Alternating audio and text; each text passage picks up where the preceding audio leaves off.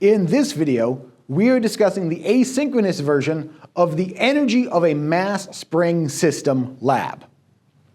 In this lab, you will be provided with a data set of a motion detector hanging from a spring, hanging from a force sensor, so that you can tell the position of the object and the tension in the spring at all times. From that force and position data, you will be finding the spring constant of your spring and the equilibrium position of your spring. From the position data and the spring constant, you will be calculating the mechanical energy of the system, the kinetic energy, the gravitational potential energy, and the elastic potential energy in the spring. One thing that is very important and the most common place where these calculations get confusing is what is the equilibrium position of the spring, and how it is not the equilibrium position of the mass spring system.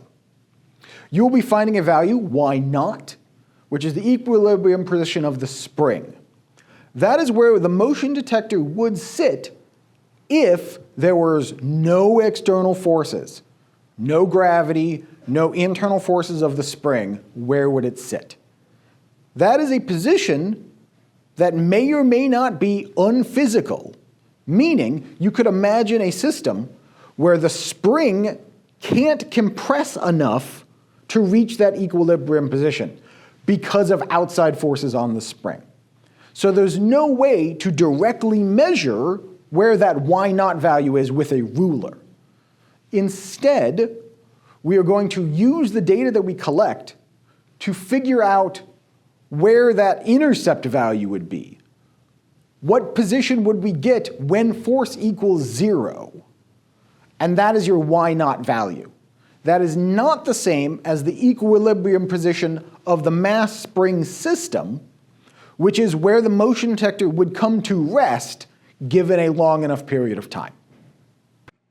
Thank you for watching this video. Here's a fun fact. The ancient alien hypothesis is racism wrapped in pseudoscience. Its entire basis is that there's no way those primitive brown people could have been that smart. It must have been aliens.